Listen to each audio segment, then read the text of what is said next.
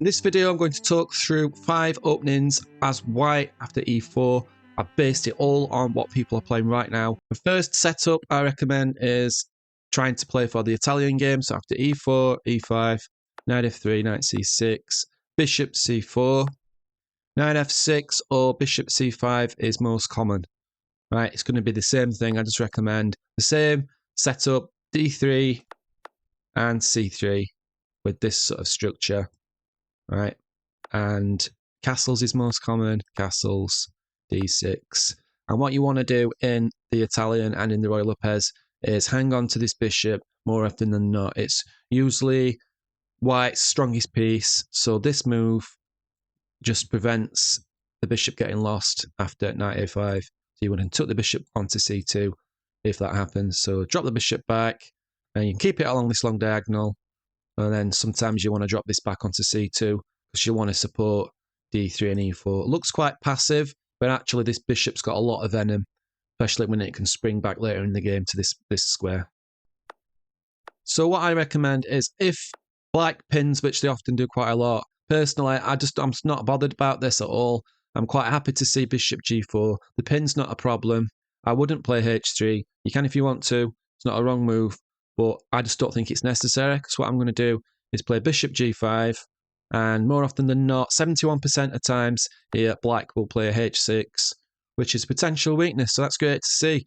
Drop the bishop back, keep the bishop on the board, do not exchange in this position. You could argue you're fighting for d5, but really you're fighting for f5 in this position. So drop the bishop back and maintaining the pin. And this looks a bit scary, so let's just take all of that off. Right, so what I recommend, this is the end of the sort of mainline opening setup that I've got. What I recommend is developing this knight.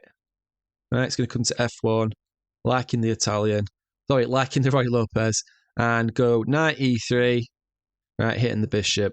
So what we're going to do with this knight is try and get it on the f5 square.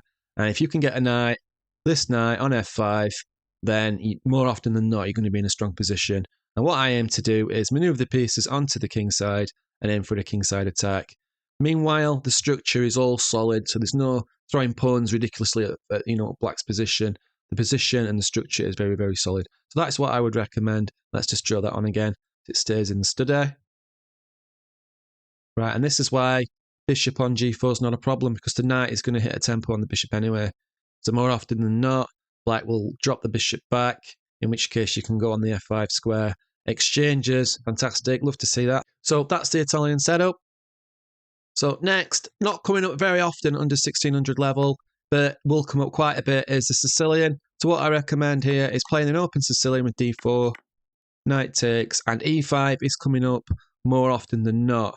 Right, and in the case of e5, then knight b5, and what we're doing is sort of targeting this d6 square.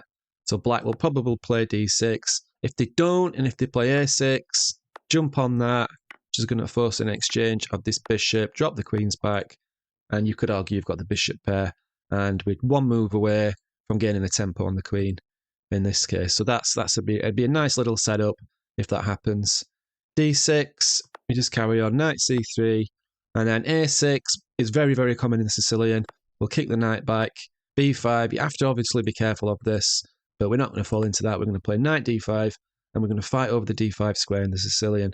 Now, in this case, with a knight f6 coming, I would recommend bishop g5, bishop e7, and now I would recommend taking this knight, because we're in a different position from the previous one, because it's all about the d5 square, right? And I would be happy with this position.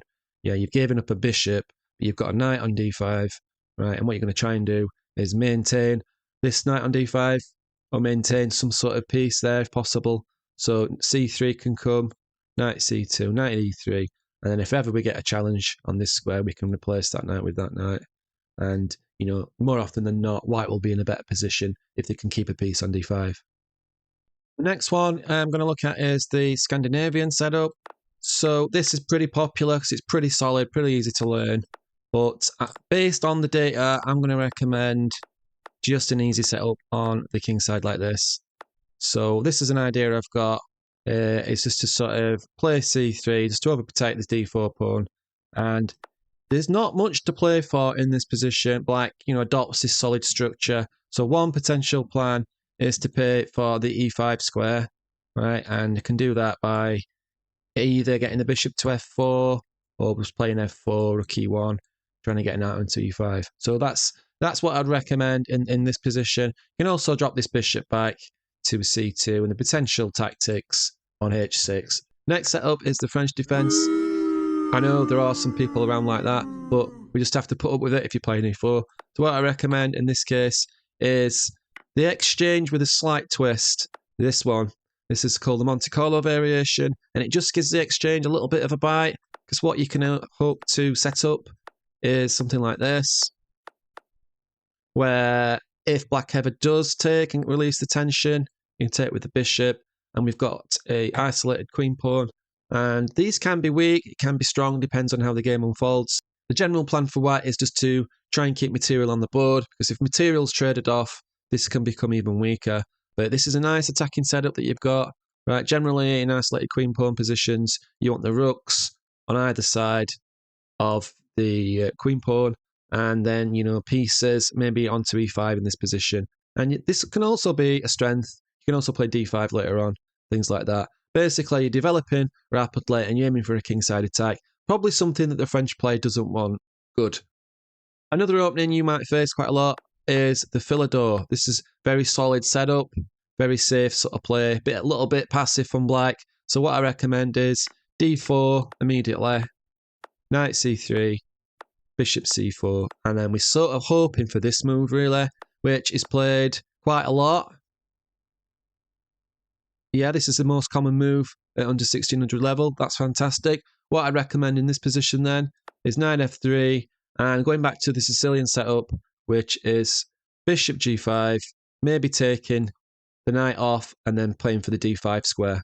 Forgot to mention in Sicilian, if black doesn't go into the e5 lines and goes into the dragon, right, what I recommend in this position is adopting something a little tamer than the usual reply. So bishop g7, bishop e3, knight f6. If you want to go into the, you know, the Yugoslav attack, the mainline ideas, bishop c4, things like this, castling queenside, going pawns at your own, and you can do that. There's a video, the Bobby Fischer video. The first one I think is this one, or the second one. Have a look at that. But what I recommend actually is just bishop e2, right? Castles and castles, and you're not giving black what they want. Black wants that sort of aggressive game, but in this game, you're just going to play a more solid sort of positional setup. If you get e5 at any point, then we just play for d5, as in the first setup. So I hope you found those useful. If you've got any requests for videos, let me know and I'll have a look at doing them. Thank you.